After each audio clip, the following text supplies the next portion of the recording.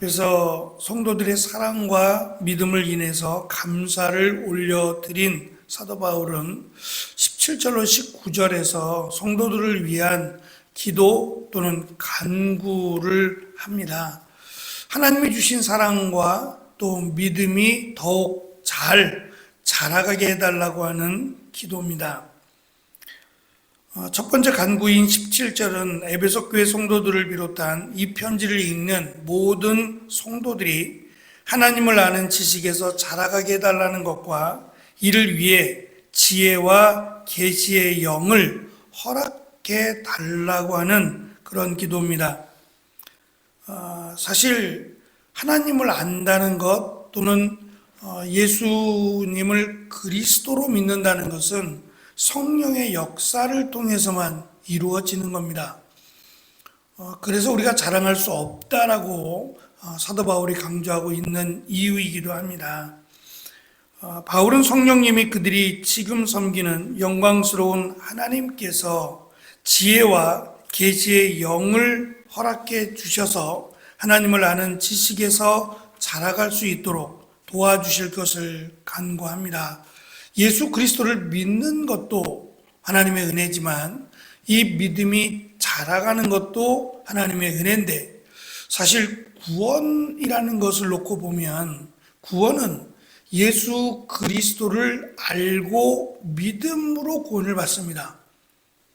그런데 이 구원 받음을 반복하는 것도 아니고 이 구원 받음이 자라감도 물론 아닙니다. 그러면 지금 사도 바울이 강조하는 자라가야 되는 이유가 있을 겁니다. 그러니까 예수 그리스도를 믿음으로 구원을 받는 것과 이 믿음이라고 하는 것, 특별히 하나님을 아는 지식에서 자라가야 된다라고 강조하는 자라가야 되는 이유가 마치 어린아이가 태어나서 장성한 성인이 될 때까지 자라가야 되는 이유는 그것이 건강하기 때문이기도 하지만 단순히 목적이 자라가는 데 있지 않습니다. 성장해 나간다는 것은 단순히 키가 크고 또 덩치가 더 커진다는 의미보다는 어린아이가 아닌 장성한 자로서의 해야 될 어떤 삶의 모습이 있기 때문이에요. 그러니까 자라가는 데만 목적이 있는 게 아니라 자라감과 동시에 그 자라감이 우리의 삶으로 드러나는 데 목적이 있어요. 그러니까 예수 그리스도를 믿음, 예수 그리스도를 알므로 구원을 받는다는 것, 그것은 기본이고, 하나님에 대한 지식이 더 자라가면서 예수 그리스도를 보내신 하나님의 뜻을 알고, 그러면 우리가 예수 그리스도를 믿었다는 것이 우리에게는 어떠한 영향을 미치며 우리가 어떠한 삶으로 살아가는 것을 지금 사도 바울은 강조하고 싶은 겁니다. 특별히 주 예수 그리스도의 하나님으로 묘사되는 것은 하나님을 아는 지식, 이것이 결국 예수 그리스도의 하나님이라고 고백하게 되는 것, 단순히 하나님이 아니라 주 예수 그리스도의 하나님이라고 고백할 수 있는 것이 이미 하나님을 아는 지식에서 자라간다라고 하는 의미이기도 하고, 지혜와 계시의 영이 없으면 예수님을 우리가 믿는 인자와 메시아이신 예수님으로 믿을 수 없어요. 그것은 지혜와 계시의 영이 함께 하시기에 가능한 겁니다. 그럼에도 지금 조금 복잡해 보이는 것처럼 왜 굳이 지혜와 계시의 영을 허락해 달라고 하는 것일까? 만약에 이게 지식이라면 습득할 수 있는 거잖아요. 누구든지 배워서 가능한 일이 될 수 있고, 또 단순히 어떠한 정보나 이러한 노력으로 인해서 얻을 수 있다면 그렇게 하라고 말할 거예요. 근데 바울도 그렇고 또 우리 성도들도, 우리 모두도 하나님을 아는, 하나님을 주 예수 그리스도의 하나님으로 고백하는 것, 또는 예수님을 인자와 메시아로 믿는 모든 것은 지혜와 계시의 영에 속한 거기 때문에 그래요. 다시 말하면 이것이 하나님의 영역에 속한 겁니다. 그것을 굳이 지혜와 계시의 영이라고 설명한 이유가 에베소뿐만이 아니라 그 소아시아 지역 전체에 이 신과의 교통이라고 할 수 있는, 그러니까 내가 신에 가까이 나아가고 또는 신을 특별한 어떤 존재로 믿고 그 신과 나와의 어떤 교통함이 이루어지는 것은 지혜와 지금 설명하고 있는 계시라고 하는 부분이 있어야 된다는 거예요. 그것이 이제 우리가 신과의 교감을 이룰 수 있는 어떠한 통로로 제시하는 것이 당시 소아시아에 있는 교회들, 또 소아시아에 있는 사람들이 관심을 가졌던 것이 이 지혜라고 하는 거예요.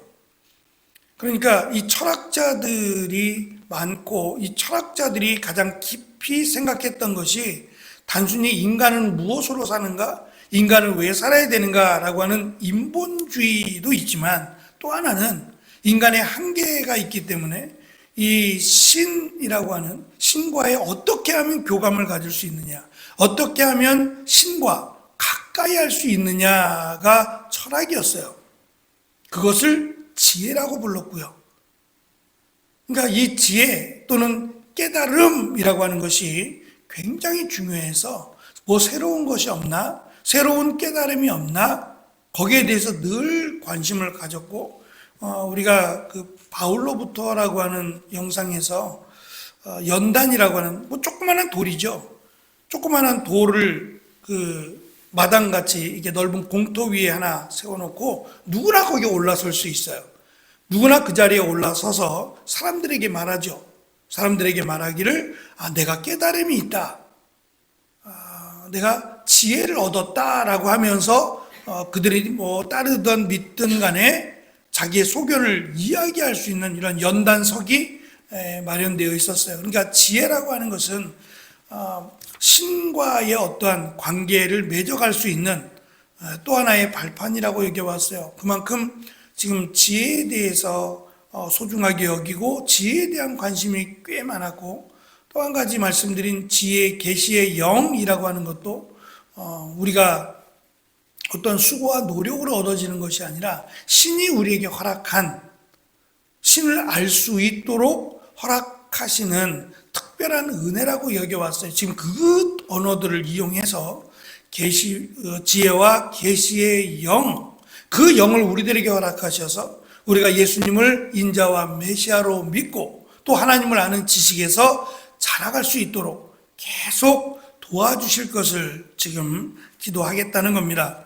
구약에서는 우리가 잘 아는 것처럼 하나님을 전능하신 하나님, 공의의 하나님 이런 식으로 불러요. 그런데 지금 예수님 때문에 예수 그리스도로 말미암아 하나님을 주 예수 그리스도의 하나님이라고 부르게 되었다는 거예요. 이것이 그냥 단순한 어떤 주문과 같이 누구나 우리 주 예수 그리스도의 하나님이라고 부르면 하나님이 우리와의 관계가 맺어지느냐? 아니죠. 이건 주문이 아니에요. 이거는 신앙의 고백이 되어야 되는데, 이 신앙의 고백이 되려면 우리에게 하나님이 주신 지혜와 계시의 영이 함께해야만, 다시 말하면 성령께서 우리 가운데 있어야 이것이 가능해진다라는 것을 바울이 고백하고 있어요. 예수님을 믿는 것, 예수님을 인자와 메시아로 믿는 것, 이건 하나님의 선택과 하나님의 도우심이 있어야만 가능하지만, 하나님을 아는 지식에서 자라가려면 성령께서 우리와 함께 해야만 가능해요. 그래서 예수님께서는 내가 가고 그 다음에 성령이 너에게 임하실 텐데, 성령이 오시면 예수님께서 하신 말씀을 기억나게 깨닫게 해주실 것이다 라고 말씀하고 있어요. 그래서 나중에 가면 에베소서 맨 마지막 부분은 성령을 근심케 하지 말라고 강조하거든요. 그러니까 성령께서 하나님을 아는 지식에서 자라가게 하실 뿐만 아니라 성령께서 그 지식에 합당한 삶을 살아갈 수 있도록 우리를 위하여 말할 수 없는 탄식으로 기도하시고 또 깨닫게 하시는데, 그 성령이 우리와 함께 하기를 기도한다라고 하는 내용의 말씀입니다. 에베소서 3장 4절과 5절에 보면 바울은 하나님의 비밀을 그리스도의 비밀이라고 바꿔서 이야기합니다. 그리고 이 비밀에 대한 계시가 성령을 통해서 자신들의 때에 이루어졌다. 그래서 성부와 성자와 성령님이 동일하신 하나님이시고, 이제 이 부분 성부와 성자와 성령에 대해서 자라가려면 반드시 어떤 우리의 수고와 노력보다는 하나님께서 주시는 성령의 깨달음이, 또 예수 그리스도를 통해서 예수 그리스도를 믿음으로 하나님을 아버지로 믿는 것, 이것이 다 연결이 되어야만 돼요.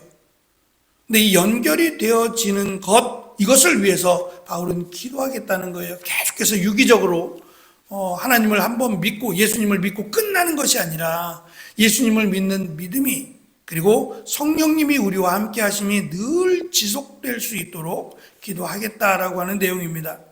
어떤 이들은 지혜와 계시의 영을 받아야만 하나님을 아는 지식에서 자라난다고 하고, 그리고 이 지혜와 계시의 영을 받으려면 이러이러한 노력을 해야 된다, 또는 이러한 은사를 받아야 된다라고 강조하기도 해요. 바울은 그런 내용을 전혀 말하지 않아요. 그것은 하나님의 영역에 속한 것이기에 우리가 기도를 합니다. 제가 은사 때도 말씀을 드린 것처럼 은사는 하나님의 선물이라서 우리가 바랄 수 있어요. 이런 은사 주세요, 이런 은사 주세요라고 간구할 수 있지만, 하나님이 이것을 안 주신다고 해서 구원을 못 받는 건 아니에요. 가장 큰 선물은 이미 구원이라고 했어요. 우리가 가장 바라고 사모해야 될 부분은 바로 이 구원에 관한 겁니다. 구원은 반드시 예수 그리스도를 믿어야만 돼요. 알아야만 되는 게 아니라 믿어야만 돼요. 근데 이것이 누구나 구원 그러면 관심도 있고, 근데 문제는 예수님을 인자와 메시아로 믿는다는 거예요. 이건 쉽지 않죠. 더군다나 이것을 진정으로 믿을 때에만 성령께서 임하십니다. 그리고 그 성령께서 보증이 되어 주시겠다, 정말 예수님을 믿는다 라고 하는 보증이 되어 주시겠다까지 말씀하셨어요. 그러니까 그냥 단순히 나는 알아 라고 하는 것으로 구원받을 수 없다는 거죠. 반드시 믿어야 하고 그 믿음에 성령이 보증이 되어 주셔야 된다라는 것을 강조했습니다. 결국 하나님을 아는 지식에서 자라간다라고 하는 이 자라감에 대한 목적 또는 이유가 뭐냐면, 앞에서 강조해왔던 하나님께서 우리에게 주신 예수 그리스도를 믿음 또는 성령께서 우리와 함께 하심의 모든 것은 하나님의 사랑입니다. 감히 신이라고 우리가 표현할 수 있는 하나님이, 그리고 예수님을 믿음이, 또 성령이 우리와 함께 하심이, 이 모든 것은 하나님의 사랑으로 가능한 거예요. 무조건적인 우리가 말할 수 없는 하나님의 은혜와 사랑이 아니고서는 설명이 불가능해요. 그런데 이 하나님의 사랑을 받았다면 이어지는 내용이, 우리가 형제에게, 믿음의 지체들에게 용서해 주라, 하나님의 사랑을 나누어 주라고 강조하고 있는 겁니다. 그것이 하나님을 아는 지식에서 자라가는 증거가 될 거예요. 우리가 잘 아는 요한계시록에서 에베소 교회의 대표적인 문제로 처음 사랑을 잃었다고 했습니다.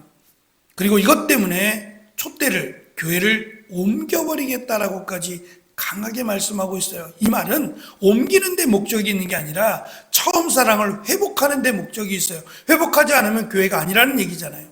그러니까 우리 교회가 옮겨지겠네, 이 말을 하자는 게 아니라 그만큼 교회 전체를 상징할 만큼 가장 중요한 것이 바로 하나님의 사랑이라는 겁니다. 그 사랑을 받았으니까 그 사랑을 베풀고 나누어 주어야 교회요, 성도라는 이야기일 겁니다.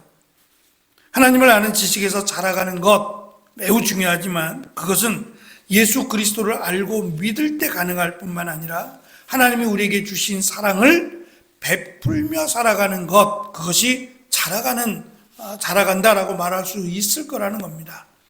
우리 교회 이름이 자라는 교회잖아요. 결국 에베소서에 있는 말씀으로 우리 교회가 시작이 됐는데, 결국 자라간다라고 하는 그 이유는 하나님의 사랑이 내 안에서 자라가야 될 뿐만 아니라 그 하나님의 사랑을 내가 더 크게 느끼고, 그리고 그 사랑만큼, 받은 은혜와 사랑만큼 나누어 주려고 힘쓸 때 그것을 자라간다, 그리스도 하나님을 아는 지식에서 자라간다라는 것으로 사도 바울은 연결해서 우리에게 강조하고 있습니다. 한 주간도 또 오늘 하루도 하나님의 사랑 가운데 자라가고 또 사랑을 나눠주는 그런 풍성한 은혜가 우리 가운데 있기를 축원합니다. 기도하겠습니다.